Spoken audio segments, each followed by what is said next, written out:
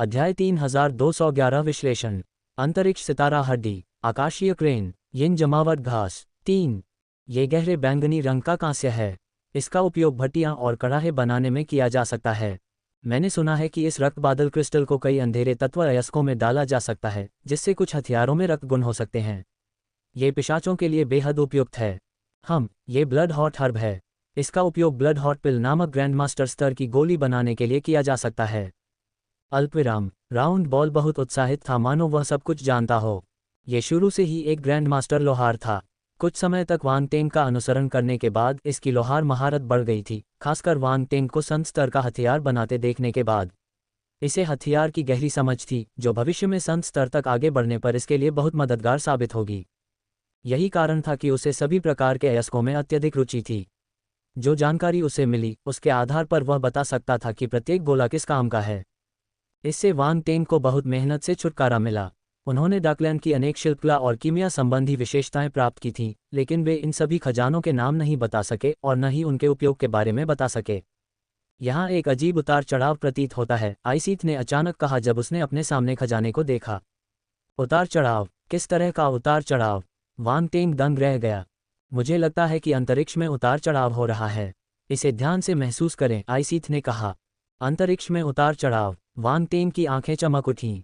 उसने अपना अंतरिक्ष शरीर सक्रिय किया और अपने सामने खजाने को महसूस किया। वहाँ बहुत सारे खजाने थे और सभी तरह की आभाएं आपस में मिली हुई थीं। उनमें से कुछ भी महसूस करना मुश्किल था, इसलिए उसने अभी उन्हें विशेष रूप से महसूस नहीं किया। आइसीथ की याद दिलाने के बाद उसने तुरंत अपने आसपास के माहौल को महसूस किया और अपनी नज़र एक खजाने पर टिका दी। यह एक चट्टान की तरह दिख रही थी। ये बिल्कुल काली थी और इसमें से हल्की सी हलचल हो रही थी। वास्तव में अंतरिक्ष में उतार चढ़ाव है। वांग टेंग की आंखें चमक उठीं। यदि उसके पास 5वीं श्रेणी का अंतरिक्ष शरीर नहीं होता, तो वह अंतरिक्ष में उतार चढ़ाव को महसूस नहीं कर पाता। कितना अस्पष्ट! ऐसा लग रहा था कि उतार चढ़ाव चट्टान के अंदर ही बंद हो गया है। यह बाहर नहीं आ सकता। इससे वांग टेंग को एक कहावत याद आई, प्रकाश संयमित है और दिव्य वस्तु खुद को छिपाए रखती है। क्या ये पत्थर खजाना था? वांग टेंग थोड़ा उत्सुक था। उसकी आंखों में बैंगनी सुनहरी रोशनी खिल उठी थी। उसने अपनी असली आंख को सक्रिय कर लिया था। आइसीथ भी इस खजाने के बारे में जानने को उत्सुक थी। वह झुकी और उसे आंकने ही वाली थी कि तभी उसने वांग टेंग की आंखों में बैंगनी सुनहरी चमक देखी। वह दंग रह गई। ये है। वह उत्सुक थी, लेकिन उसने अपना ध्यान वांग टेंग की आंखों पर लगाया। वह खजाने से ज्यादा वांग टेंग के बारे में उत्सुक लग रही थी। वांग टेंग ने उसे और अधिक आश्चर्यचकित कर दिया। वह सींग रहित बर्फ ड्रैगन पल में बंद थी, इसलिए उसे वांग टेंग के बारे में ज्यादा जानकारी नहीं थी। हालांकि रिहा होने और उसके साथ बातचीत करने के बाद, अतीत में जो कुछ हुआ उसके बाद वह वांग टेंग के बारे में और अधिक उत्सुक हो गई। वह और भी हैरान थी। उसने सोचा कि यह व्यक्ति 300 वर्षों में भी शाश्वत स्तर के शासक स्तर तक नहीं पहुंच सकेगा। लेकिन अब ऐसा लग रहा है कि अपनी योग्यता और कुछ विशेष गुणों के कारण वह 300 वर्षों के भीतर शाश्वत स्तर तक पहुंच सकता है। वांग टेंग को नहीं पता था कि वह क्या सोच रही थी। अपनी असली आंख को सक्रिय करने के बाद उसके सामने की चट्टान ने आखिरकार अपना असली रूप दिखाया। यह एक हड्डी थी। हड्डियों पर असामान्य डिजाइन थे। वे प्राचीन अंतरिक्ष रूनों के समान थे जिन्हें वांग टेंग जानता था, लेकिन वे प्राचीन अंतरिक्ष रूनों से अधिक प्राकृतिक और अलग थे। स्टारबोन, वांग टेंग ने आश्चर्य से कहा। उसे उम्मीद नहीं थी कि यह पत्थर एक स्टारबोन होगा। स्टारबोन? आइसीथ दंग रह गई। उसने अपनी नज़र वांग टेंग से हटाई और पूछा, क्या तुमने कहा कि यह एक स्टारबोन है? ये सही है। यह एक अंतरिक्ष तत्व सितारा हड्डी है। वांग टेंग ने सिर हिलाया और दृढ़ता से कहा। आइसीथ ने उसे गौर से देखा। वह जानती थी कि उसकी आंखों में दुनिया के सार को देखने की क्षमता है, इसलिए उसने उसके निर्णय पर सवाल नहीं उठाया। अंतरिक्ष तत्व स्टार हड्डी? गोल बॉल आश्चर्य में झुक गया। उसने पूछा, क्या तुम बता सकते हो कि यह किस तरह के स्टार बीस्ट से है? मैं अभी कुछ नहीं बता सकता। वांग टेंग ने अपना सिर हिलाया। लेकिन मैं इसकी सतह पर जमी धूल को हटा सकता हूँ।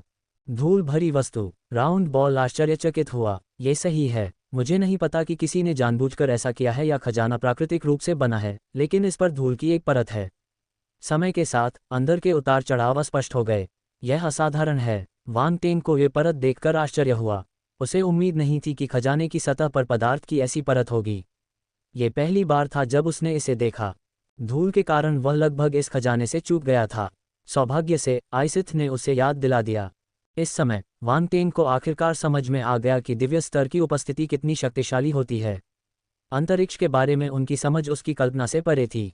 अमर स्तर की उपस्थिति को कभी कम मत समझो, वान टेंग ने अपने मन में खुद को चेतावनी दी। वास्तव में वह स्तरों को छोड़ सकता था और उच्च स्तर पर मार्शल योद्धाओं से लड़ सकता था। हालांकि भले ही वह शाश्वत स्तर पर पहुंच गया हो, फिर भी उसके और एक देवचरण मार्शल योद्धा के बीच एक बड़ा अंतर था। यह ऐसा कुछ नहीं था जिसे किसी नींव से दूर किया जा सके। आइसीथ ने कहा, मैंने सुना है कि कुछ खजाने प्राकृतिक रूप से पदार्थ को संघनित कर सकते हैं और व्यक्ति के शरीर को ढक सकते हैं, जिससे व्यक्ति की आभा पूरी तरह छिप जाती है। इस स्टार बोन के मामले में भी ऐसा ही होना चाहिए। ऐसा खजाना है। वान टेंग आश्चर्यचकित था। इसके बारे में बात करते हुए, क्या ये धूल अयस्कों में बंद कुछ खजानों के समान नहीं थी? मैंने अभी अभी संबंधित जानकारी की जांच की है। हालांकि केवल संत स्तर के खजानों में ही यह क्षमता होती है। राउंड बॉल ने आइसीथ की ओर देखा और कहा, तो ये स्टार बोन?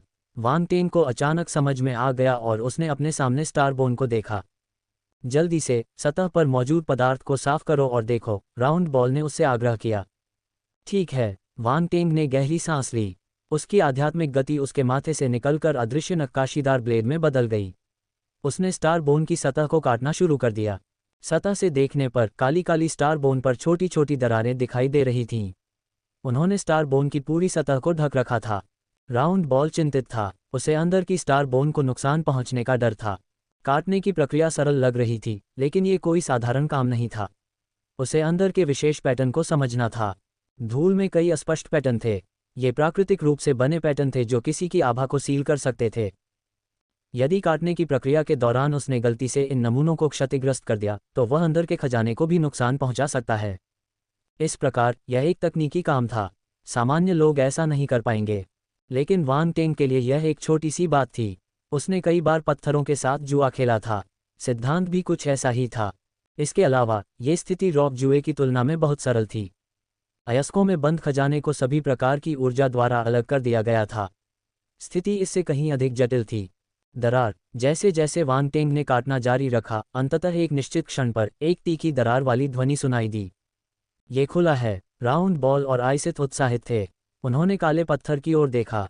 दरार। अगले ही पल और अधिक कर्कश आवाजें सुनाई देने लगीं। चट्टान की काली सतह पर छोटी छोटी दरारें फैलने लगीं। फिर उसके भीतर से चांदी सी सफ़ेद रोशनी की किरणें फूटने लगीं।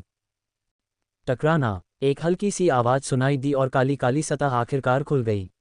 वह टुकड़ों में बदल गई और छिल गई। काली चट्टान के भीतर चांदी सफ़ेद चमक देती एक क्रिस्टल सा साफ हड्डी अंततः उनके सामने प्रकट हुई। वास्तव में यह एक अंतरिक्ष तत्व सितारा हड्डी है। आइसीथ की आंखें चमक उठीं। उसने सितारा हड्डी को देखा और सिर हिलाया। आप बहुत भाग्यशाली हैं। मैं हमेशा भाग्यशाली रहा हूँ। वान टेंग ने भी स्टार बोन को नापा। वह अपनी आंखों में खुशी नहीं छिपा सका। इस उतार चढ़ाव को देखते हुए यह निश्चित रूप से किसी अल्टीमेट स्टेज के शाही स्तर के स्टार बीस्ट की स्टार बोन होगी।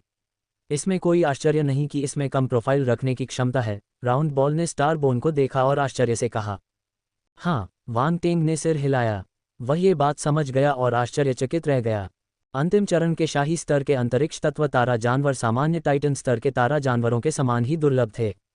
इससे ये स्पष्ट हो गया कि कैसे एक शैतान सम्राट स्तर का खजाना एक संत स्तर के खजाने की तरह कम प्रोफाइल रखने में सक्षम था। राउंड बॉल ने अफसोस जताते हुए कहा, मुझे उम्मीद नहीं थी कि मुझे वैम्पायर के खजाने में स्पेस एलिमेंट स्टार बोन मिलेगी। उसने वान टेंग की तरफ देखा और कहा, तुम बहुत किस्मत वाले हो। हा। वान टेंग जोर से हंस पड़ा। आइसीथ और राउंड बॉल को लगा कि वह भाग्यशाली है। इसका मतलब था कि वह भाग्यशाली था। इसकी पुष्टि हो गई। इस स्टार बोन की मदद से मैं शून्य सील बनाने में सक्षम हो सकता हूँ। वान टेंग को अचानक कुछ याद आया और वह सोचने लगा। शून्य सील एक स्मिथरी विशेषता थी जो उसे सेकेंडरी करियर अलायंस मुख्यालय से मिली थी। वह पहले से ही शून्य सील के स्मिथरी कौशल को समझ चुका था। केवल एक चीज़ की कमी थी जो उसके पास थी, वह थी सामग्री। सही मायने में शून्य सील को केवल शून्य जानवर की स्टार हड्डी और स्टार कोर का उपयोग करके ही बनाया जा सकता था। हालांकि एक और अंतरिक्ष सितारा जानवर की स्टार हड्डी थी। अगर उसे एक और अंतरिक्ष सितारा कोर मिल जाए तो वह शून्य सील भी बना सकता है। हालांकि यह असली शून्य मुहर नहीं थी, ये सिर्फ एक नकली मुहर थी। नकली शून्य मुहर अन्य अंतरिक्ष तारा जंतुओं के तारा कोर और तारा हड्डियों से बनाई गई थी। अन्य सामग्रियां ढूंढना आसान है। मेरे पास अभी भी स्पेस एलिमेंट स्टार कोर की कमी है। ये कम से कम अल्टीमेट स्टेज इंपीरियल स्तर का होना चाहिए। वान टेंग की आंखें चमक उठीं। वह गहरी सोच में डूबा हुआ था। अंतिम चरण के शाही स्तर के अंतरिक्ष तारा जानवरों को ढूंढना आसान नहीं था। इस बार उसे गलती से एक ultimate stage imperial level star beast की स्पेस स्टार बोन मिल गई। ये पहले से ही एक बड़ी किस्मत थी। कोई बात नहीं, जब मुझे मौका मिलेगा मैं इसके बारे में सोचूंगा। अगर मैं इस ultimate stage imperial level space star bone का इस्तेमाल शून्य सील बनाने के लिए कर सकता हूं, तो यह निश्चित रूप से संत स्तर तक पहुंच जाएगा। मुझे इसकी शक्ति को कम नहीं आंकना चाहिए। मुझे अधीर नहीं होना चाहिए, वान टेंग ने खुद से सोचा। वह बहुत खुश था। कुल मिलाकर यह एक अच्छी बात थी। यदि जागना को पता चल जाता कि उसने प्रथम तल पर अल्टीमेट स्टेज इंपीरियल स्तर का अंतरिक्ष तारा ओशन प्राप्त कर लिया है, तो वह और भी अधिक क्रोधित हो जाता। इस तारे को पहली मंजिल पर खजाने की तिजोरी में रखा गया था। कोई भी इसके अस्तित्व का पता नहीं लगा सकता था। ये पिशाच अंधे हैं। उन्होंने रक्त देवता के पवित्र प्याले या अंतरिक्ष तारे की हड्डी की खोज नहीं की। वान टेन के होठों के किनारे पर एक उपहासपूर्ण मुस्कान दिखाई दी। हालांकि वह जानता था कि वह केवल अपने रक्त देवता शरीर के कारण ही रक्त देवता पवित्र ग्रिल की खोज करने में सक्षम था। वह अमर स्तर आईसीट के कारण इस अंतरिक्ष स्टार की हड्डी की खोज करने में भी सक्षम था। यदि कोई और होता तो क्या उसमें ये क्षमता होती? दिव्य स्तर के अंधेरे प्रेत खजाने की तिजोरी में प्रवेश नहीं कर सकते, पहले और दूसरे स्तर की तो बात ही छोड़िए। ये शैतान देवता सभी डाकलैंड के उच्च स्तरों पर थे। वे इस दुनिया में नहीं थे। यदि ऐसा नहीं होता तो वान टेंग को खजाने उठाने का मौका नहीं मिलता। मुझे समझ आ गया। राउंड बॉल की आवाज़ अचानक सुनाई दी। तुम्हें क्या पता है? वान टेंग ने उसकी ओर देखा और पूछा। ये स्टार बोन सेलेस्टियल क्रेन की स्टार बोन होनी चाहिए। राउंड बॉल ने उसकी ठोड़ी को छुआ। Celestial crane. आईसीट ने तुरंत प्रतिक्रिया व्यक्त की। उसकी आंखें चमक उठीं और उसने गंभीर स्वर में कहा, क्या आप उस महान सितारा प्राणी के बारे में बात कर रहे हैं जिसमें परिपक्व होने के बाद अमर स्तर तक पहुंचने की क्षमता है? Celestial crane. हाँ, उस तरह का तारा जानवर। राउंड बॉल ने दृढ़ता से सिर हिलाया। इस तारे की हड्डी पर पैटर्न को देखो। क्या यह आध्यात्मिक क्रेन की तरह नहीं दिखता है? तुम सही हो। वान टेंग ने करीब से देखा और पाया कि उस पर बने पैटर्न एक साथ इकट्ठे हुए थे। वे वास्तव में एक जीवंत आध्यात्मिक क्रेन की तरह लग रहे थे। ये दिव्य लग रहा था। वह चकित था। मुझे उम्मीद नहीं थी कि यह इतना शक्तिशाली अंतरिक्ष सितारा जानवर होगा। मैंने सुना है कि सेलेस्टियल क्रेन शून्य धार बेल्ट में शक्तिशाली मछली सितारा जानवरों को खाता है। मुझे आश्चर्य है कि क्या ये सच है। बेशक, सेलेस्टियल क्रेन के पास स्पेस टैलेंट है और वे शून्य धार बेल्ट के माध्यम से यात्रा कर सकते हैं। मुझे याद है कि उन्हें ड्रैगन स्टार ईल नामक एक मछली बहुत पसंद है। ड्रैगन स्टार ईल हमारे ड्रैगन वंश का एक शक्तिशाली सितारा जानवर है, आईसीथ ने गंभीर रूप से कहा। टस्क, वे ड्रैगन रक्तरेखा वाले ड्रैगन स्टार ईल को खाने की हिम्मत भी करते हैं। कितना डरावना है। वान टेंग आश्चर्यचकित था।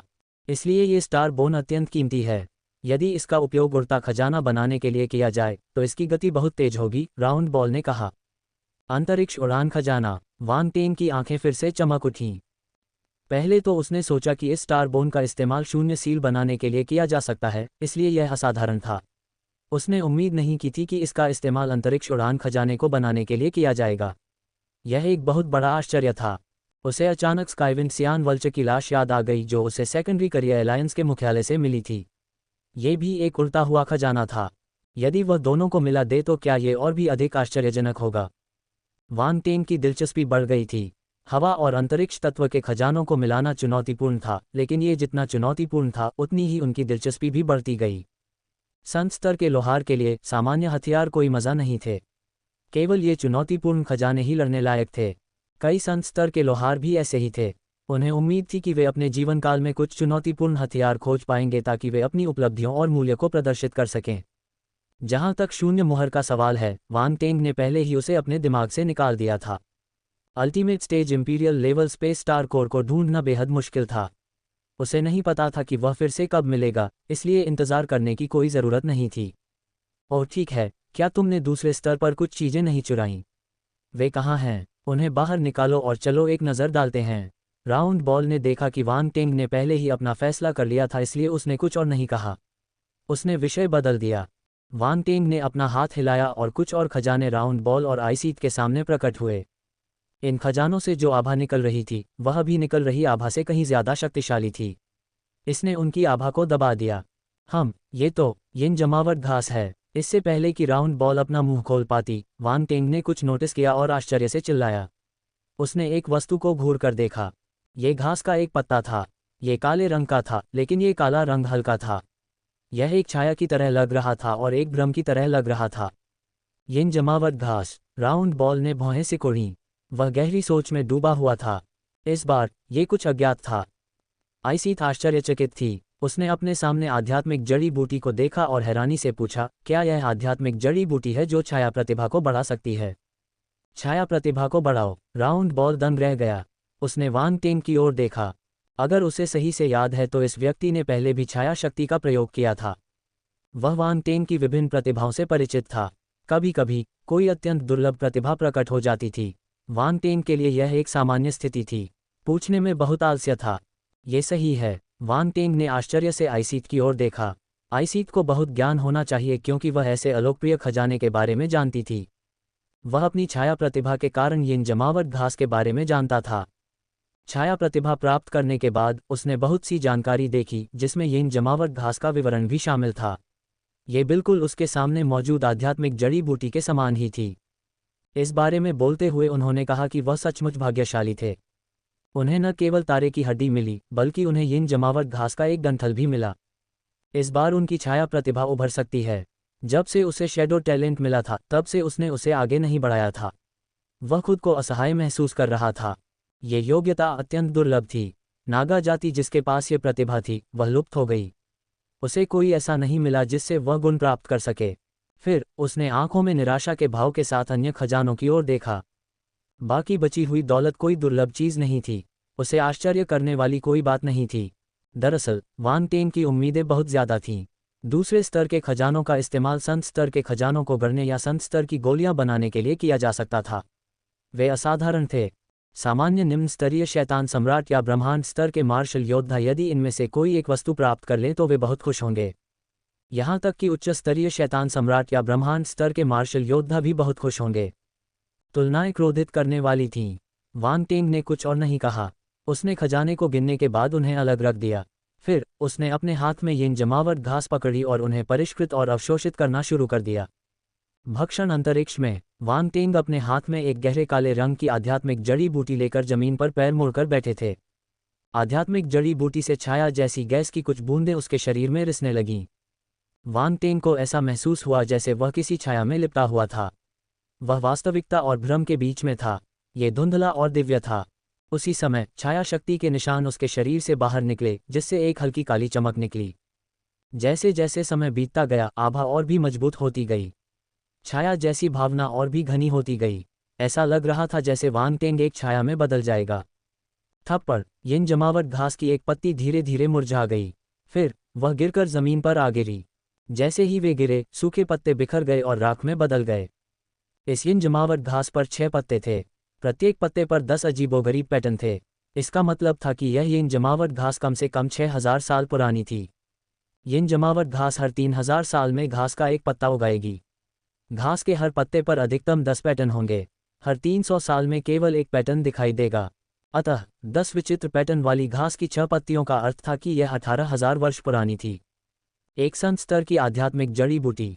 ये संत स्तर की आध्यात्मिक जड़ी बूटी का विशेष गुण था। सामान्य आध्यात्मिक जड़ी बूटियों की तुलना में इनके विकास चक्र की आवश्यकता निस्संदेह बहुत अधिक लंबी थी। इस यिन जमावट घास को परिपक्व होने में कम से कम 3000 साल लगेंगे। ये सिर्फ एक घास का पत्ता ही उगा पाएगी। अगर ऐसा नहीं हुआ तो इसका कोई औषधीय प्रभाव नहीं होगा। वांग टेंग की यिन कोएगुलेशन घास में 6 पत्तियां थीं और यह 18,000 साल पुरानी थी। ये बेहद कीमती थी। चूंकि इसे दूसरे स्तर के खजाने की तिजोरी में रखा जा सकता था इसलिए इस आध्यात्मिक जड़ी बूटी का मूल्य अथाह था। दुर्भाग्य से यह आध्यात्मिक जड़ी बूटी अत्यंत उपयोगी थी।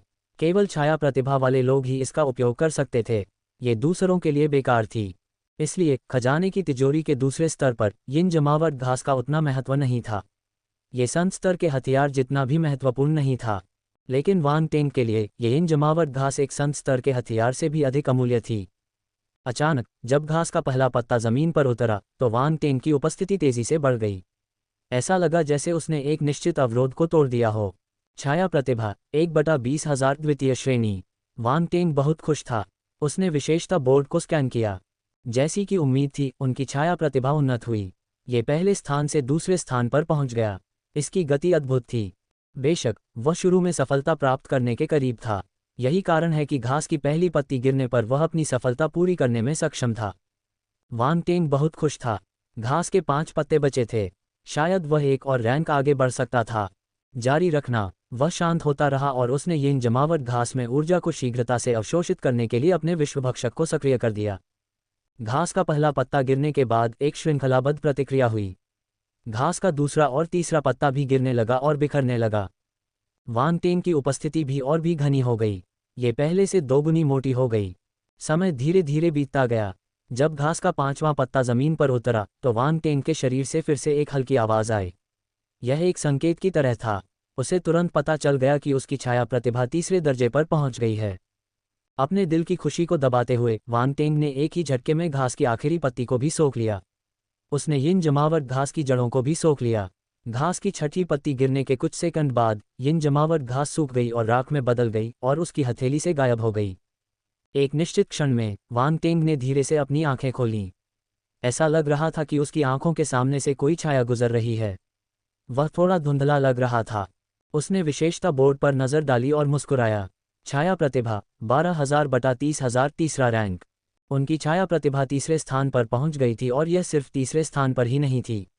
उनकी विशेषताओं को देखते हुए यह मध्य चरण के करीब थी। तभी वांग टेंग ने अपने शरीर में छाया शक्ति को महसूस किया। जैसी कि उम्मीद थी, ये कई गुना अधिक शक्तिशाली थी। यह अद्भुत अनुभव था। उसने तुरंत अपने शरीर में छाया शक्ति को सक्रिय कर लिया और स्वयं को घेर लिया। वांग टेंग का शरीर छाया की गेंद में बदल गया और देवोर स्पेस के अंधेरे में विलीन हो गया। वह पूरी तरह से गायब हो गया, जैसे कि उसका अस्तित्व ही नहीं था। इस समय उसे लगा कि वह अपनी छाया क्षमता को स्वर्ग के भगवान की नज़रों से छिपा सकता है। इसका मतलब यह था कि दूसरा पक्ष उसे खोज नहीं पाएगा, भले ही वह उनके सामने ही क्यों न हो। यदि वह अपनी छिपने की कला को इसमें शामिल कर ले तो भविष्य में वह और भी बेहतर ढंग से छिप सकेगा। बेशक यह उसकी छाया प्रतिभा में सुधार का एकमात्र लाभ नहीं था। चाहे वह छाया कठपुतली मुहर बनाना हो या छाया युद्ध तकनीकों का निष्पादन, वह भविष्य में और अधिक कुशल और मजबूत बन जाएगा। अच्छा, वांग टेंग ने अपने आसपास की छाया शक्ति को खत्म कर दिया और धीरे धीरे प्रकट हुआ। उसकी आंखें खुशी से चमक रही थीं। इस बार वह सचमुच भाग्यशाली था। उसे नहीं मालूम कि उसने कितनी बार अपनी किस्मत पर टिप्पणी की थी, लेकिन वह खुद पर काबू नहीं रख पाया। अपने लाभ के बारे में सोचते हुए उन्हें लगा कि रिक्त विशेषताएं इसके लायक थीं। मुझे उम्मीद नहीं थी कि तुम छाया प्रतिभा को समझ पाओगे। आइसीक बगल में दिखाई दिया और उलझन में वांग टेंग को घूरने लगा। वांग टेंग मुस्कुराया और आइसीक को गौर से देखा। तुम्हें बहुत कुछ पता है। आइसीक दंग रह गई। वह कैसी नज़र थी। उसे ऐसा क्यों लगा कि यह आदमी उसे हराने में कामयाब हो जाएगा, लेकिन जल्द ही उसे समझ आ गया। चूंकि यह आदमी उसे इस मामले के बारे में बता सकता था, इसलिए वह उसे जाने नहीं देगी। खास तौर पर डार्क क्लोन। यह एक महत्वपूर्ण मामला था। कोई नहीं जानता था कि अगर खबर लीक हो गई तो क्या परिणाम होंगे। आइसीथ ने एक जटिल अभिव्यक्ति के साथ पलकें झपकाईं। हम्फ। वह सूंघकर वहीं गायब हो गई और सींग रहित बर्फीले ड्रैगन मोती के पास वापस आ गई। वह उसे अपने अधीन कर सकेगा या नहीं, यह इस बात पर निर्भर करता था कि उसमें एक क्षमता है या नहीं। क्या उसे बताना ठीक रहेगा? राउंड बॉल की आवाज़ वांग टेंग के दिमाग में उभरी। वह थोड़ी झिझक रही थी। सब ठीक है। वांग टेंग शांति से मुस्कुराया। उसकी नज़र थोड़ी झपक गई और उसने इस बारे में सोचना बंद कर दिया। उसने अपना ध्यान दूसरी चीज़ों पर लगा दिया। अब जबकि छाया प्रतिभा उन्नत हो चुकी थी तो उड़ने वाले खजाने बनाने पर विचार करने का समय आ गया था। अब उसके मन में दो विचार थे। एक था अंधेरे तत्व से उड़ान भरने वाला खजाना बनाना, जबकि दूसरा था हल्के तत्व से उड़ान भरने वाला खजाना बनाना। अगर उसने डार्क एलिमेंट का खजाना बनाया होता तो वह उसे लाइट वर्ल्ड में इस्तेमाल नहीं कर पाता। जोखिम ज़्यादा था। हालांकि डार्कलैंड में प्रकाश तत्व के खजानों का इस्तेमाल कभी कभी किया जा सकता था। ज़्यादा से ज़्यादा वह उजागर हो जाएगा। रुकिए, डार्कलैंड में जोखिम अपेक्षाकृत कम था। डार्कलैंड में लाइट वर्ल्ड को लूटने की परंपरा थी। लूट की वस्तुएं ज़मीन और खजाने थे। उन्हें प्रकाश जगत के खजाने का उपयोग करना पसंद नहीं था। ऐसा नहीं था कि वे उनका उपयोग नहीं कर सकते थे। ये प्रकाश जगत से भिन्न था। यदि प्रकाश जगत के मार्शल योद्धा अंधेरे तत्व खजाने का उपयोग करते तो वे आसानी से दूषित हो जाते। हालांकि अंधेरे प्रेत चिंतित नहीं थे। जब तक वे प्रकाश तत्व के खजानों का उपयोग नहीं करते तब तक अन्य खजाने उन्हें प्रभावित नहीं करेंगे। एक और महत्वपूर्ण बात थी प्राथमिकताएं। मुख्य रूप निश्चित रूप से मुख्य रूप था। स्वाभाविक रूप से वह मुख्य रूप की क्षमता बढ़ाने को प्राथमिकता देगा। साथ ही मुख्य दल के पास लड़ाई में भाग लेने के ज़्यादा मौके होंगे। इसलिए ये खजाना जो किसी की क्षमता को बढ़ा सकता है, मुख्य दल को दिया जाना चाहिए। वांग टेंग ने तुरंत अपना निर्णय लिया। वह एक प्रकाश तत्व उड़ान खजाना फोर्जिंग था। हालांकि सामग्री अभी भी कम थी। मुख्य सामग्री स्काईविंड सियान वल्चर की पंख की हड्डी और सेलेस्टियल क्रेन की स्टार हड्डी थी। हालांकि उसके पास कोई अन्य सामग्री नहीं थी। अगर वह डार्क एलिमेंट वाला उड़ता हुआ खजाना बनाना चाहता था तो वह वैम्पायर के खजाने की तिजोरी के पहले स्तर से चुराई गई सामग्री से ऐसा कर सकता था। हालांकि वह लाइट एलिमेंट वाला खजाना नहीं बना सकता था। वांग टेंग को फिर से सिर में दर्द महसूस हुआ। वह जो सामान बनाना चाहता था वह बहुत उच्च श्रेणी का था, इसलिए ज़रूरी सामान भी आसान नहीं था। डाकलैंड में उन सभी को इकट्ठा करना आसान नहीं था। उसने अपना सिर हिलाया और अपने विचार वापस ले लिए। उसने रक्त देवता क्लोन से बाहर जाकर देखने के लिए कहने की योजना बनाई। अंततः कोई उसे ढूंढने आया। साधना कक्ष में रक्त देवता क्लोन ने अपनी आंखें खोलीं। उसकी निगाहें हल्की सी झिलमिला रही थीं। ये यूफेलिया है, राउंड बॉल ने कहा। वह यहाँ क्यों है? वांग टेंग को आश्चर्य हुआ। उसने सोचा था कि उसे खोजने वाला पहला व्यक्ति पिशाच जांच करता होगा, लेकिन वह यूफेलिया थी। क्या उन्हें उस पर संदेह था? अंत में वांग टेंग ने फिर भी रक्त देवता क्लोन से उसका स्वागत करने के लिए कहा। रक्तदेव क्लोन ने रक्त कठपुतली को रक्तपुत्र महल का दरवाजा खोलने का आदेश दिया और यूफेलिया का स्वागत किया। जैसे ही यूफेलिया अंदर आए, उसने देखा कि रक्त देवता क्लोन आराम से सोफे पर बैठकर शराब पी रहा था। तुम चुपचाप कैसे बैठ सकती हो? क्या तुम्हें पता है कि बाहर क्या हो रहा है? उसने गुस्से से रक्त देवता क्लोन को देखा और अपनी आंखें घुमा लीं।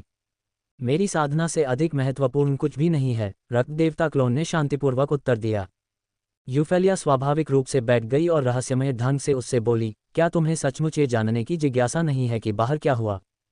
चूंकि आप यहाँ हैं तो आपके पास खबर जरूर होगी। भले ही मैं न पूछूं, आप मुझे बताएंगे, रक्त देवता क्लोन ने शांति से उत्तर दिया।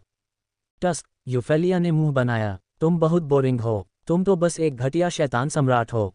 क्या तुम एक प्राचीन की तरह व्यवहार करना बंद कर सकते हो? मैं बाहरी चीज़ों से प्रभावित नहीं होता। रक्त देवता क्लोन मुस्कुराया और उसे बाहर निकलने का रास्ता बताया। बताओ, क्या हुआ? खजाने की तिजोरी लूट ली गई, यूफेलिया ने झुककर रहस्यमय ढंग से कहा। खजाने चोरी हो गए। रक्त देवता क्लोन ने उसके साथ सहयोग करने की पूरी कोशिश की। उसने उसे मुझसे झूठ मत बोलो वाला भाव दिया। वह चकित था और उसे उसकी बात पर विश्वास नहीं हुआ। मैं झूठ नहीं बोल रही हूँ। कल खजाने की तिजोरी में चोरी हो गई थी, यूफेलिया ने सख्ती से कहा। पूरा शहर उस व्यक्ति की तलाश कर रहा है। मैंने सुना है कि वह दूसरी जाति से है। एक और दौड़। वांग टेंग डेवोर स्पेस में बेकाबू होकर मुस्कुराया। यही उसका इरादा था। शुरू से लेकर आखिर तक उसने खून की शक्ति का इस्तेमाल नहीं किया। उसने लोगों से मिलने के लिए दूसरे अंधेरे भूतों के तरीकों का इस्तेमाल किया। जैसा कि उम्मीद थी, उसने इन पिशाच अंधेरे भूतों को खाई में उतारा। इसमें कोई आश्चर्य नहीं कि उन्हें उस पर संदेह नहीं हुआ। एक और जाति, रक्त देवता क्लोन ने भौहें सिकोड़कर आश्चर्य से पूछा, क्या तुम्हें यकीन है? क्या उन्होंने नहीं कहा था कि बाहरी लोग रत्नगर में प्रवेश नहीं कर सकते? उच्च अधिकारियों ने इसकी पुष्टि की है। मैंने सुना है कि शैतान टाइटन जागना ने यह कहा था, यूफेलिया ने कहा। जागना? रक्त देवता क्लोन आश्चर्यचकित था। तुम्हें नहीं पता? तुम सही हो। तुम अभी अभी आए हो, इसलिए तुम्हें नहीं पता कि लॉर्ड जागना एक शैतान टाइटन है। यूफेलिया को ज्ञान हो गया। मैं नहीं बता सकता। वह मेरे प्रति बहुत विनम्र है, रक्त देवता क्लोन ने उत्तर दिया। ऐसा इसलिए है क्योंकि तुम रक्तपुत्र हो, यूफेलिया ने गुस्से से जवाब दिया। ऐसा लगता है कि मैंने रक्तपुत्र की पहचान गलत समझ ली है, रक्त देवता क्लोन ने शांतिपूर्वक कहा। भविष्य में तुम्हें इसकी आदत हो जाएगी। क्या तुमने वैनस्टोन कबीले के ज़ेकरली को हराया? यूफेलिया ने फिर पूछा। क्या तुम्हें नहीं पता? रक्त देवता क्लोन ने उसकी ओर देखा। खांसी, मैं बस ये सुनना चाहती हूँ कि तुम ये स्वीकार करते हो। यूफेलिया ने अजीब तरह से खांसी। हाँ, ये सही है। मैंने उसे हरा दिया। ज़ेकरली की क्षमता कुछ भी नहीं है, रक्त देवता क्लोन ने कहा। कुछ नहीं? यूफेलिया अवाक रह गई। वह समझ नहीं पाई कि यह आदमी शेखी बघार रहा था या उसे सचमुच ऐसा लग रहा था। वह वैनस्टोन परिवार की शीर्ष प्रतिभा थी, लेकिन उसने कहा कि यह कुछ भी नहीं था। अगर ज़ेकरली को इस बारे में पता चलता तो क्या वह गुस्से से मर जाता? यूफेलिया की अभिव्यक्ति अजीब हो गई, लेकिन दूसरे पक्ष की क्षमता के बारे में सोचते हुए उसे लगा कि उसे ऐसा कहने का अधिकार है। यहाँ तक कि ज़ेकरली भी उसका मुकाबला नहीं कर सकता था। उसकी प्रतिभा और क्षमता असाधारण थी। उसे उसके जैसी प्रतिभा कभी नहीं मिली थी। उसे यह स्वीकार करना पड़ा कि दूसरा व्यक्ति बहुत आकर्षक था, इसलिए वह उसे खोजने के अलावा कुछ नहीं कर सकी। खजाने की तिजोरी की लूट तो बस एक बहाना और एक कारण था। उसे अपना गौरव प्राप्त था। यूफेलिया नहीं चाहती थी कि दूसरे पक्ष को पता चले कि वह क्या सोच रही थी। वह रक्तपात करने वाली राजकुमारी थी, पिशाच जाति की एक प्रतिभा। भले ही वह किसी को पसंद करती हो, उसे दूसरे पक्ष को अपना आकर्षण दिखाना चाहिए और सक्रिय रूप से किसी का पीछा करने के बजाय उसका पीछा करना चाहिए। दुर्भाग्य से उसे एक अंधे आदमी को आंख मारना था। जिस व्यक्ति के साथ वह प्यार में पड़ गई, वह कोई असली पिशाच नहीं था। वह एक मानव मार्शल योद्धा था। उन दोनों के बीच कोई अंत नहीं था। वांग टेंग के मन में यूफेलिया के प्रति कोई अन्य धारणा नहीं थी। और ठीक है, क्या तुम अमर रक्त सागर नहीं जा रहे हो? आज टेलीपोर्टेशन का अवसर है। अगर तुम जाना चाहते हो तो जल्दी करो, अन्यथा तुम्हें कुछ दिनों तक इंतजार करना पड़ेगा। यूफेलिया को अचानक कुछ याद आया और उसने कहा, ओह! रक्त देवता क्लोन दंग रह गया। उसने सिर हिलाया और कहा, मैं अमर रक्त सागर की ओर जाने की योजना बना रहा हूँ। ऐसा लगता है कि मैं यह मौका नहीं छोड़ सकता। आपके स्मरण के लिए धन्यवाद। क्या मैं तुम्हें अभी वहां ले चलूं? यूफेलिया ने पूछा। ठीक है, रक्त देवता क्लोन ने बिना किसी हिचकिचाहट के कहा। अब उसके पास करने के लिए कुछ नहीं था, इसलिए वह इस मौके का इस्तेमाल पिशाच की तलाश से बचने के लिए कर सकता था। इसके अलावा वह अग्नि आत्मा और डार्क फ्लेम को मिलाना चाहता था, लेकिन ये यहाँ उचित नहीं था। दोनों के विलय से बहुत बड़ा हंगामा होगा। उस समय अगर उसने अन्य लोगों का ध्यान आकर्षित किया और अग्नि आत्मा की खेती करने वाले व्यक्ति को आकर्षित किया तो वह मुश्किल में पड़ जाएगा। अमर रक्त सागर बहुत बड़ा था और विलय के लिए एक बेहतरीन जगह थी। जब तक उसे एकांत जगह मिल जाती, उसे परेशान होने की चिंता नहीं करनी पड़ती। चलो चलें। यूफेलिया मुस्कुराए और बाहर चली गई। वांग टेंग के मन में अचानक एक विचार आया। उसने रक्त देवता क्लोन से कुछ रक्त कठपुतलियों को बुलाने के लिए कहा। सिवाय एक के जो रक्तपुत्र महल में रहेगी और उसकी रखवाली करेगी, वह उन सभी को ले जाएगा। इस रक्त कठपुतलियों का अमर रक्त सागर में अप्रत्याशित उपयोग हो सकता है। वे दोनों रक्तपुत्र महल से निकलकर यूफेलिया के नेतृत्व में रक्तनगर की ओर चल पड़े। दूरी ज्यादा नहीं थी, ये ब्लड सिटी के ठीक बीच में था। वे ब्लड सन पैलेस से निकलकर उत्तर की ओर उड़े। जल्द ही वे एक भारी सुरक्षा वाले क्षेत्र में पहुंच गए। सतह पर क्षेत्र की रक्षा करते हुए दर्जनों मध्यम स्तरीय शैतान सम्राटों को देखा जा सकता है। अंधेरे में कम से कम 9 शक्तिशाली उपस्थितियां छिपी हुई थीं। वे सभी उच्च श्रेणी के शैतान सम्राट थे। रक्त देवता क्लोन की आध्यात्मिक शक्ति के साथ उनके लिए उनकी उपस्थिति को महसूस करना मुश्किल नहीं था। वह आश्चर्यचकित था। उसने अपने आसपास के वातावरण को देखा और इस जगह का आंकलन किया। यह एक बगीचे जैसा था। इसके चारों ओर कई अजीब गहरे लाल रंग के पेड़ लगे हुए थे। वे खूनी और काले रंग की आभा और एक अजीब सी हलचल पैदा कर रहे थे। वे वहां राक्षसों और शैतानों की तरह खड़े थे। बगीचे के बीच में एक लाल रंग की झील थी। ये बहुत बड़ी नहीं थी, केवल कुछ 100 मीटर की परिधि में। आसमान से नीचे देखने पर ऐसा लग रहा था जैसे यहाँ खूनी लाल रंग का एक जेड का टुकड़ा जड़ा हुआ हो। ये जगह देवो स्पेस में वांग टेंग की आंखें आश्चर्य से भर गईं। उसने कभी नहीं सोचा था कि अमर रक्त सागर का प्रवेश द्वार इतना अजीब होगा। ये वाकई खास था। चल दर। यूफेलिया रक्त देवता क्लोन के साथ जमीन पर उतरी। गहरे लाल पेड़ों के बीच रक्त लाल झील की ओर जाने वाला एक छोटा रास्ता उनके सामने दिखाई दिया। रक्त देवता क्लोन ने पलकें झपकाईं और यूफेलिया के पीछे पीछे छोटे रास्ते पर चल पड़ा। 10 मीटर से भी कम दूरी पर किसी ने उनका रास्ता रोक लिया और उदासीनता से कहा, कृपया अपना प्रवेश प्रमाण पत्र दिखाएं। रक्तदेव क्लोन ने रक्तपुत्र टोकन निकाला और उसे दूसरे पक्ष की ओर लहराया। रक्तपुत्र। दूसरा पक्ष आश्चर्यचकित था। उसने तुरंत सिर झुकाया और कहा, ब्लड सन, कृपया अंदर आइए। रक्त देवता क्लोन ने सिर हिलाया और यूफेलिया की ओर देखा। बाकी यात्रा आपकी है। जब आप झील पर पहुंचें तो उन्हें अपना टोकन दिखाएं और आप अमर रक्त सागर में प्रवेश कर सकते हैं। यूफेलिया मुस्कुराए। धन्यवाद। रक्त देवता क्लोन ने सिर हिलाया।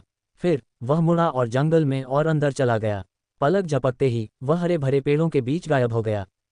यूफेलिया ने उसे गायब होते देखा। फिर वह मुड़ी और चली गई। रक्त देवता क्लोन बीच में झील की ओर चला गया। रास्ते में संतरी चौकियां थीं। 500 मीटर से भी कम दूरी पर 10 बार उसकी जांच की गई। सौभाग्य से उसके पास रक्तपुत्र टोकन था, इसलिए किसी ने उसे रोकने की हिम्मत नहीं की। उन्होंने उसके साथ सम्मान से पेश भी आया। देवता क्लोन धीरे धीरे तभी रुका जब वह झील के बीच में पहुंचा। उसकी नज़र सामने एक आकृति पर पड़ी। जागना। वांग टेंग देवो स्पेस में गंभीर हो गए।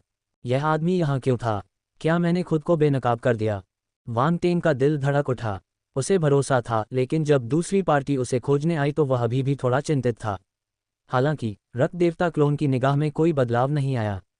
वह उत्सुक लग रहा था क्योंकि उसने जागना के पीछे के दृश्य को देखा और पूछा, शैतान टाइटन जागना, तुम यहाँ क्यों हो? मैं इधर उधर देख रहा था और किसी को ढूंढने आया हूँ। जागना मुड़ी और मुस्कुराए। क्या रक्तपुत्र अमर रक्त सागर में प्रवेश करने जा रहा है? ये सही है। मैंने यूफेलिया को ये कहते हुए सुना कि अमर रक्त सागर आज सक्रिय हो जाएगा और अगले तक एक लंबा इंतजार करना होगा। मैं इसलिए आया क्योंकि मेरे पास करने के लिए कुछ नहीं था। रक्त देवता क्लोन ने समझाया और स्वाभाविक रूप से जागना के सामने चला गया। उसने सहानुभूति के साथ कहा, मैंने सुना है कि खजाने की तिजोरी लूट ली गई है। मेरी संवेदनाएं। जागना के होठों के कोने फड़क उठे और उसकी आंखों में एक ठंडी चमक चमक उठी। हालांकि ये रक्त देवता क्लोन पर निर्देशित नहीं था, ये चोर पर निर्देशित था। रक्त देवता क्लोन के सामने वह अभी भी बेहद विनम्र और दयालु था। वह बिल्कुल भी शैतान टाइटन की तरह नहीं दिख रहा था। क्या ब्लड सन पिछले कुछ दिनों से ब्लड सन हॉल में है? उसने पूछा जैसे वे सामान्य रूप से बातचीत कर रहे हों। ये सही है, मैं ब्लड सन पैलेस में रह रहा हूँ। कुछ दिन पहले मैंने आभासी दुनिया में प्रवेश किया और वैनस्टोन कबीले के ज़ेकरली से लड़ाई की। बहुत से लोगों को इसके बारे में पता होना चाहिए, ब्लड गॉड क्लोन ने शांति से कहा। क्या तुम मुझ पर शक कर रहे हो? नहीं, मैं रक्त मास्टर से नहीं पूछती, लेकिन जब से मैं तुमसे मिली हूँ मैंने बस यूं ही पूछ लिया। यह एक सामान्य सवाल है, जागना ने जवाब दिया। कोई बात नहीं, अगर तुम्हें कुछ और पूछना है तो पूछ सकते हो, रक्तदेव क्लोन ने कहा। तो मैं विनम्र नहीं रहूंगी। क्या मैं जान सकती हूँ कि कल रक्तपुत्र कहाँ था? जागना ने तीखी नज़र से पूछा। निस्संदेह, रक्तपुत्र महल में। मैं अभी अभी आभासी दुनिया से वापस आया हूँ और रक्त बवंडर से कुछ ज्ञान प्राप्त किया है, इसलिए मैं रक्तपुत्र महल में इसका अध्ययन कर रहा हूँ, रक्तदेव क्लोन ने उत्तर दिया। क्या कोई इसे साबित कर सकता है? जागना ने पूछा। कोई भी इसे साबित नहीं कर सकता, रक्त देवता क्लोन ने उत्तर दिया। ब्लड सन काफ़ी स्पष्टवादी है, जागना ने कहा। कोई भी इसके बारे में पता लगा सकता है। इसमें छिपाने जैसा कुछ भी नहीं है, रक्त देवता क्लोन ने कहा। मैंने सुना है कि रक्तपुत्र व्यूह रचना में अत्यंत कुशल है। आखिरकार आप रक्त देवता वेदी को नियंत्रित करने में सक्षम हैं। यह ऐसा कुछ नहीं है जो कोई साधारण व्यक्ति कर सकता है। जागना की नज़रें चमक उठीं। ये सही है, अगर ऐसा नहीं होता तो मैं 13 परिवारों से रक्त देवता की वेदी नहीं छीन पाता। रक्त देवता क्लोन चकित रह गया। उसने उस आदमी की तरफ देखा और सिर हिलाया। तो फिर क्या रक्तपुत्र एक संत स्तर का रूल मास्टर है? जागना ने विषय बदल दिया और पूछा। एक संत स्तर का रूल मास्टर? रक्त देवता क्लोन ने उसे आश्चर्य से देखा। तुम मेरे बारे में बहुत अधिक सोचते हो। अगर मैं संत स्तर का रूल मास्टर होता तो मेरे पास संसाधनों की इतनी कमी नहीं होती। हा, रक्तपुत्र की प्रतिभा बहुत ऊंची है।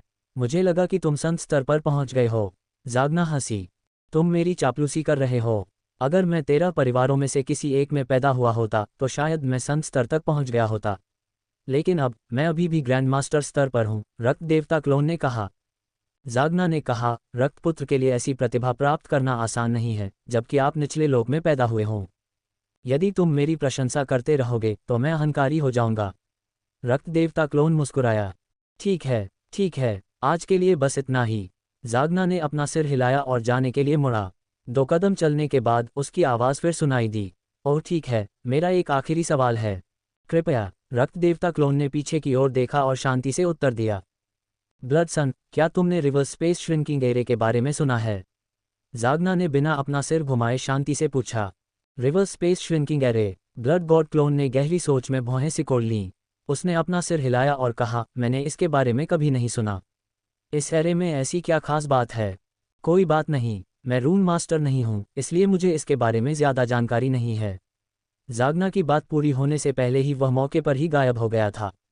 रक्त देवता क्लोन वहीं खड़ा रहा और पलकें झपकाईं। फिर वह मुड़ा और रक्त लाल झील की ओर चल पड़ा। वांग टेंग, क्या वह तुम पर शक कर रहा है? राउंड बॉल की आवाज़ वांग टेंग के दिमाग में आई। बेशक, आखिरकार मैंने हाल ही में खजाने की तिजोरी में प्रवेश किया।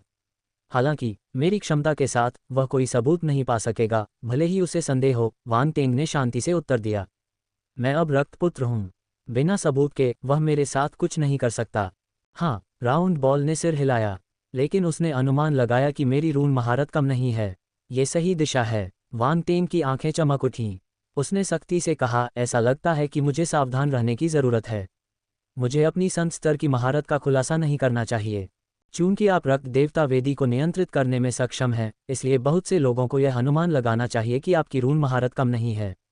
सौभाग्य से आपने अपनी संत डिग्री की उपलब्धियों का खुलासा नहीं किया। वे शायद यह विश्वास नहीं करेंगे कि आपके जैसे युवा व्यक्ति के पास संत स्तर की उपलब्धि हो सकती है, राउंड बॉल ने कहा। बस इतना ही नहीं, वे मुझसे रिवर्स स्पेस श्रिंकिंग एरे को समझने की उम्मीद भी नहीं करेंगे। वांग टेंग ने नाक भान सिकोड़ी। संक्षेप में, यह एक मृत गांठ थी। किसी ने भी अनुमान नहीं लगाया होगा कि वह इतना बड़ा राक्षस था। वे केवल उस पर संदेह कर सकते थे। संदेह को सबूत के रूप में इस्तेमाल नहीं किया जा सकता था। वह अमर रक्त सागर में कैसे प्रवेश कर सकता था? ब्लड सन, कृपया एक क्षण रुको। हम टेलीपोर्टेशन तभी सक्रिय कर सकते हैं जब सभी लोग यहाँ आ जाएं। अचानक झील से एक आवाज़ आई। रक्तपुत्र। रक्तलाल झील के चारों ओर कई पिशाचों की काली छायाएं थीं।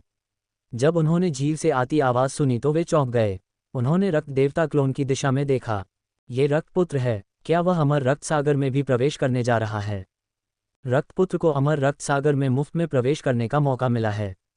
कितनी ईर्ष्या है। ये सही है। हमने अमर रक्त सागर तक पहुंचने के लिए अपनी जान जोखिम में डाली और अपनी जाति के लिए कई योगदान दिए। इसी तरह हमें यह मौका मिला। तुलनाएं क्रोधित करने वाली होती हैं। अल्पविराम। चर्चाएं सुनाई दे रही थीं। उनकी आवाज़ में ईर्ष्या और जलन की कमी नहीं थी। रक्त देवता क्लोन को इसकी परवाह नहीं थी। उसने अपने आसपास के वातावरण को देखा और झील के किनारे पिशाच की काली छाया देखी। मौजूद ज्यादातर पिशाच अंधेरे प्रेत मध्यम स्तर के शैतान सम्राट और उससे ऊपर के थे। उनमें से ज्यादातर उच्च स्तर के शैतान सम्राट थे। उसने कोई निम्न स्तर का शैतान सम्राट नहीं देखा।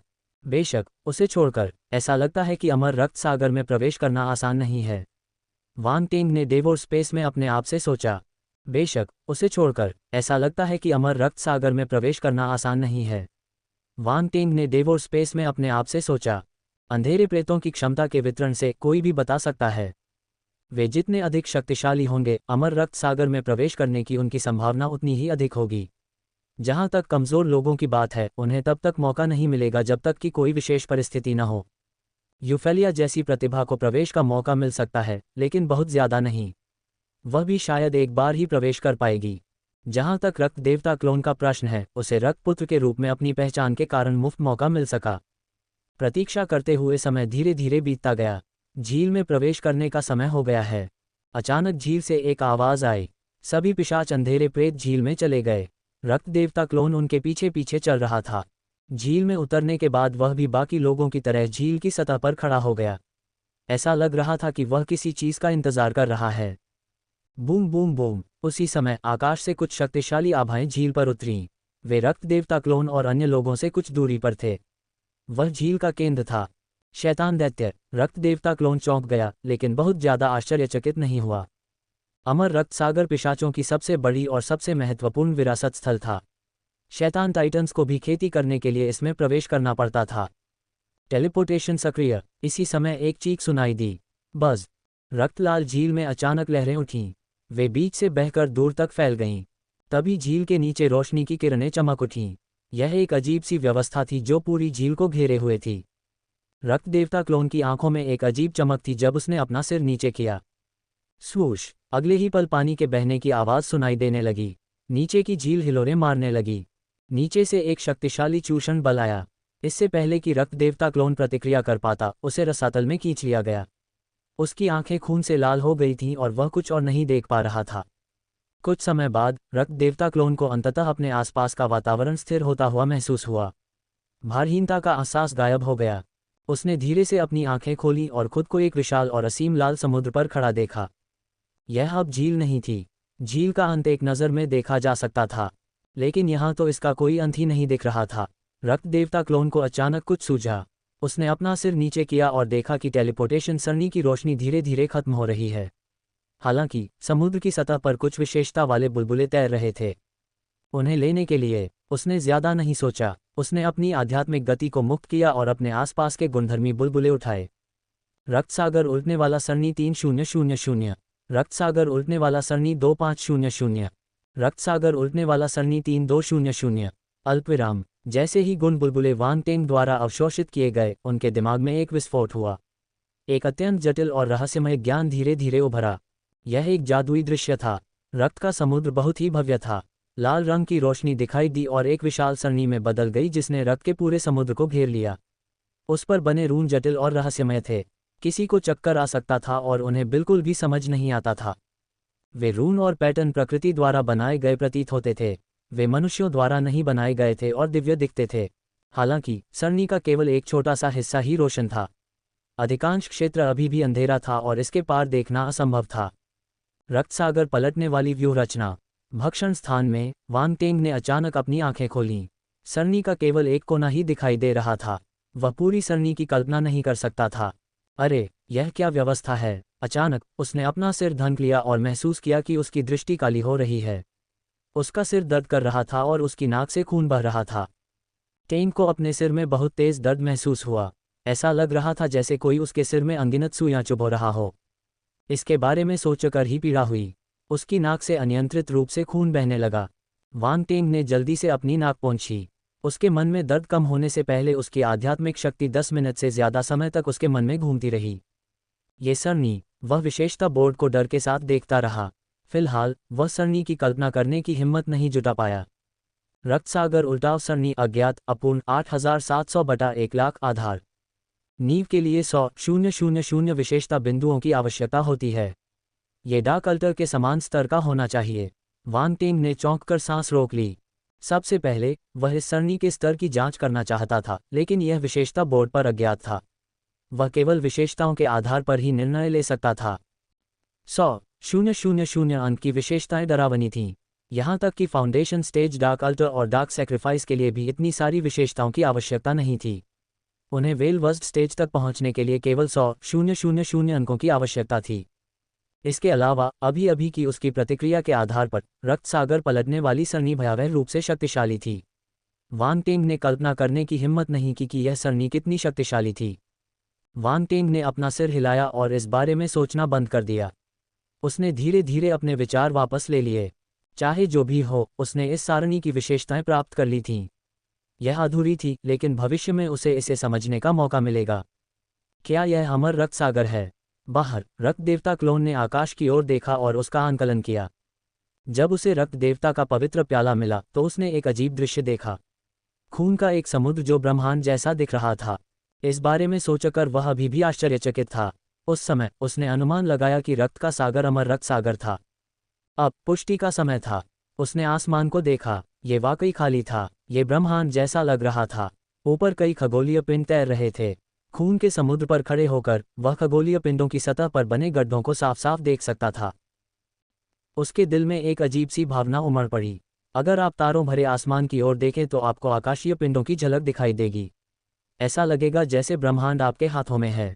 इसके अलावा ये खगोलीय पिंड वही थे जो उसने रक्त देवता के पवित्र ग्रिल में देखे थे। वे गहरे लाल रंग के थे और ऐसा लग रहा था जैसे वे रक्त से बने हों। ये भयानक और खूनी था। ऐसा लग रहा था मानो पूरा स्थान लाल रंग में रंग गया हो। मुझे थोड़ा अलग क्यों लग रहा है? वांग टेंग ने देवोर स्पेस में भौहें सिकुड़ीं। वे एक जैसे थे, लेकिन इससे उसे जो एहसास हुआ वह अलग था। वे एक जैसे ही दिखते थे। ये वही ब्रह्मांड नहीं है। वांग टेंग ने तुरंत अपना निर्णय सुनाया।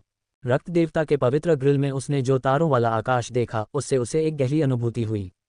अमर रक्त सागर में तारों वाला आकाश उतना ही आश्चर्यजनक हो सकता था, लेकिन वहाँ कुछ कमी थी। वांग टेंग इसे समझा नहीं सका, लेकिन उसे ऐसा लग रहा था कि वे एक ही ब्रह्मांड में नहीं थे। यह अमर रक्त सागर है। राउंड बॉल बगल में प्रकट हुआ और बोला, ये बहुत बड़ा है। हम अपनी आध्यात्मिक शक्ति से इसकी सीमाओं को महसूस नहीं कर सकते। आपको क्या लगता है ये कहाँ है? एक ठंडी आवाज़ सुनाई दी। आइसीट प्रकट हुई और रक्त देवता क्लोन के कंधे पर बैठ गई। उसने आसपास के माहौल का जायजा लिया। एक अंधेरे भूत की विरासत वाली जगह। यह कोई साधारण जगह नहीं है। और भी, ये पिशाच जाति अंधेरे प्रेतों के बीच एक बड़ी जाति है। उनके पास एक मजबूत पृष्ठभूमि है। अतीत में मैंने सुना है कि पिशाच अंधेरे प्रेत सरल नहीं हैं। कुछ शक्तिशाली उपस्थिति महसूस करती है कि इस जाति की विरासत को डार्कलैंड के शुरुआती दिनों में वापस खोजा जा सकता है। ये भयानक और अप्रत्याशित है। डार्कलैंड के शुरुआती दिन। ये पहली बार था जब वांग टेंग और राउंड बॉल ने ये सुना। वे आश्चर्यचकित थे। ये सही है। डार्कलैंड में हजारों नस्लें हैं। हमारे मूल ब्रह्मांड की तरह इसने लंबे इतिहास में कई जीवन रूपों को जन्म दिया है।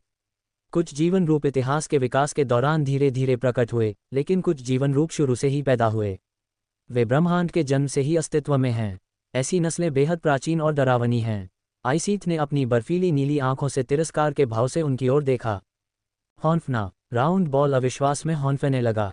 सचमुच, पिशाच जाति का ऐसा इतिहास है। वांग टेंग को भी यह अविश्वसनीय लगा। वह जानता था कि पिशाच अंधेरे प्रेतों के बीच एक बड़ी जाति थी, लेकिन उसने उम्मीद नहीं की थी कि उनका इतिहास इतना लंबा होगा। मैं तुमसे झूठ क्यों बोलूंगी? आइसीथ ने नाक भान सिकोड़ते हुए कहा। मुझे इसकी उम्मीद नहीं थी। वांग टेन की आंखें चमक उठीं। उसे अचानक वह दृश्य याद आ गया जो उसने रक्त देवता के पवित्र ग्रिल और अज्ञात रक्त सागर उड़ने वाली सरनी में देखा था। शायद केवल इतनी प्राचीन जातियों का ही इतना मजबूत आधार था।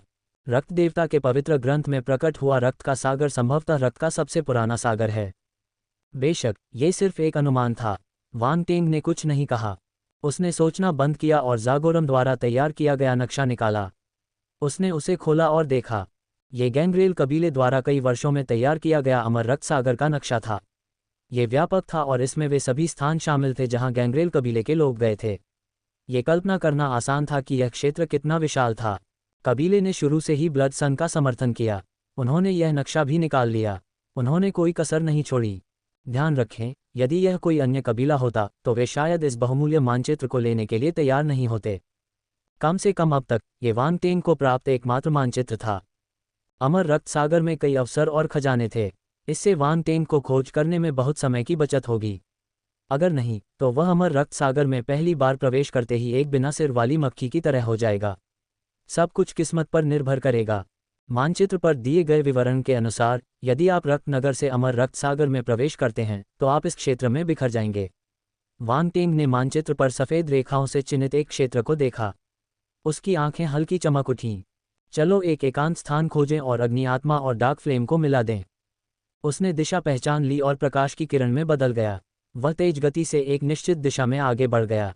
अमर रक्त सागर में समय की एक सीमा थी। आमतौर पर पिशाच अंधेरे प्रेत अमर रक्त सागर में केवल 1 साल तक ही रह सकते थे जब वे पहली बार प्रवेश करते थे। रक्तपुत्र के रूप में रक्त देवता क्लोन लंबे समय तक रह सकता था और 3 साल तक रह सकता था। 3 साल बाद चाहे वह कुछ भी कर रहा हो उसे टेलीपोर्ट कर दिया जाएगा। इन 3 सालों के दौरान वह कभी भी जा सकता था, लेकिन एक बार जाने के बाद वह दोबारा नहीं आ सकता था। उसे आने के लिए अगले मौके का इंतजार करना पड़ता था। इस बार संचय नहीं किया जा सका। इस बार की अधूरी अवधि अगली बार गायब हो जाएगी। ये नियम इसलिए बनाया गया क्योंकि उन्हें चिंता थी कि यदि विरासत स्वीकार कर ली गई तो कुछ लोग प्रभावित होंगे। 1 वर्ष या 3 वर्ष पर्याप्त थे। वैसे भी अमर रक्त सागर में प्रवेश करने वाले लोगों के पास पर्याप्त समय था। अगर उन्हें विरासत मिल जाती तो वे पहले से तैयारी करके उसे प्राप्त करने के लिए पर्याप्त समय छोड़ देते। यदि वे अधिक समय तक रुकना चाहते हैं तो वे आवेदन समय बढ़ाने के लिए एक्सेस टोकन का उपयोग कर सकते हैं। जहां तक विस्तार की कीमत का सवाल है, ये पिशाच का योगदान था। वांग टेंग ने ब्लड सिटी में रहते हुए राउंड बॉल से बहुत सारी जानकारी मांगी थी, इसलिए उन्हें इस योगदान का स्रोत समझ में आ गया। सीधे शब्दों में कहें तो ये पिशाचों के लिए एक योगदान था। योगदान की राशि उनके द्वारा किए गए अच्छे कार्यों के आधार पर निर्धारित की जाती थी। आप इन योगदान बिंदुओं को विभिन्न खजानों के लिए बदल सकते हैं या विभिन्न साधना क्षेत्रों में प्रवेश कर सकते हैं। वह साधना स्थल जहां पिशाच अंधेरे प्रेत सबसे अधिक प्रवेश करना चाहते थे, निस्संदेह अमर रक्त सागर था। यही कारण है कि ज्यादातर पिशाच अंधेरे प्रेत योगदान अंक जमा करने की पूरी कोशिश करते थे। वे अमर रक्त सागर में तभी प्रवेश करते थे जब उनके पास पर्याप्त योगदान अंक होते थे। वांग टेंग के लिए 3 साल का समय काफी था। जब तक वह सही व्यवस्था करता, वह अमर रक्त सागर में बहुत कुछ कर सकता था। दरअसल उनकी यहाँ 3 साल तक रहने की योजना नहीं थी। 3 साल बहुत लंबा समय था। वर्तमान में अंधेरे प्रेत प्रकाश दुनिया के साथ युद्ध शुरू करने वाले थे। कोई नहीं जानता था कि 3 साल में कितनी चीजें घटित होंगी। वह चिंतित था और उम्मीद करता था कि वह जल्द से जल्द वापस आ सके। रक्त देवता क्लोन ने पूरी गति से यात्रा की। आधे दिन बाद वह नक्शे पर सफेद रेखा द्वारा चिन्हित क्षेत्र से बाहर निकल गया और यादृच्छिक टेलीपोर्टेशन रेंज से पूरी तरह बाहर निकल गया। यदि वह एकांत स्थान खोजना चाहता था तो उसे अन्य अंधेरे प्रेतों से बचना होगा। उस समय कई पिशाच अंधेरे प्रेत अमर रक्त सागर में प्रवेश कर गए। उनमें से कई उच्च श्रेणी के शैतान सम्राट या शैतान टाइटन थे। अमर रक्त सागर में अगर वह उनसे मिलता तो उसके लिए परेशानी खड़ी हो जाती। सौभाग्य से उसके पास गैंग्रेल कबीले का नक्शा था, इसलिए उसके लिए उपयुक्त स्थान ढूंढना मुश्किल नहीं था। संयोगवश पास में ही एक ऐसी जगह थी। 3 घंटे और बीत गए। रक्त देवता क्लोन समुद्र के किनारे पहुंचा। उसने अपनी आध्यात्मिक गति को जारी किया और चुपचाप अपने आसपास के माहौल को महसूस किया। फिर उसने खुद को सिर हिलाया। ये यहीं होना चाहिए। वांग टेंग की आवाज़ रक्त देवता क्लोन के दिमाग में प्रकट हुई। रक्त देवता क्लोन ने अपना हाथ हिलाया और उसके चारों ओर कुछ रक्त कठपुतलियां प्रकट हुईं। फिर वह रक्त के समुद्र में डूब गया और समुद्र की तलहटी में गोता लगा दिया। खून के पुतले चुप रहे। वे उदासीन भाव से खून के समुद्र पर खड़े रहे और उनके शरीर खून के तालाबों में बदल गए। वे खून के समुद्र में विलीन हो गए और गायब हो गए। खून का समुद्र शांत था। बाहरी लोग कोई अंतर नहीं देख सकते थे। रक्त देवता क्लोन ने रक्त के समुद्र में तेजी से गोता लगाया। उसने रक्त नदी दिव्य शास्त्र का इस्तेमाल किया और रक्त की नदी में बदल गया। यह उसे लाल समुद्री पानी के माध्यम से ले गया। खून के समुद्र की गहराई रसातल थी। जब उसने अभी अभी समुद्र को स्कैन करने के लिए अपनी आध्यात्मिक गति का उपयोग किया तो उसे पहले से ही इसका एक संकेत महसूस हुआ। अब जब वह समुद्र के तल पर था तो उसे आखिरकार समझ में आ गया कि खून का समुद्र कितना गहरा था। आधे घंटे बाद समुद्र का तापमान और भी बढ़ गया। समुद्र का तल आखिरकार रक्त देवता क्लोन के सामने आ गया। उसकी आंखों में आश्चर्य की झलक थी। खून के समुद्र की तलहटी में दरारों वाली लाल मिट्टी थी। यह कोई साधारण मिट्टी नहीं थी। दरार से गहरे लाल रंग की चमक निकली जिससे उसके आसपास का तापमान कई गुना बढ़ गया। दरार वाली जमीन के सामने जमीन धीरे धीरे ऊपर उठने लगी और गड्ढे में तब्दील हो गई। ये स्पष्ट था कि यह एक पानी के नीचे का ज्वालामुखी था। रक्तदेव क्लोन ने अभी जो भीषण गर्मी महसूस की थी वह इसी स्थान से आई थी। ये वह स्थान था जहां वह अग्नि आत्मा और डार्क फ्लेम को एक साथ लाने के लिए खोज रहा था। रक्त देवता क्लोन की आंखें चमक उठीं। वह बिना किसी हिचकिचाहट के गड्ढे की ओर दौड़ा। तापमान बढ़ता गया और उनके आसपास का समुद्री पानी विकृत होने लगा। यहाँ तक कि एक मध्यम श्रेणी का शैतान सम्राट भी इस तापमान को झेलने में सक्षम नहीं होगा। वे यहाँ लंबे समय तक नहीं रह पाएंगे। लेकिन रक्त देवता क्लोन के लिए यह कोई समस्या नहीं थी। सींग रहित बर्फ ड्रैगन मोती उसके सिर के ऊपर दिखाई दिया। इससे उसे ठंडक मिली और उसने उसके पूरे शरीर को अपने घेरे में ले लिया। उसके आसपास का तापमान उसे बिल्कुल भी प्रभावित नहीं कर सका।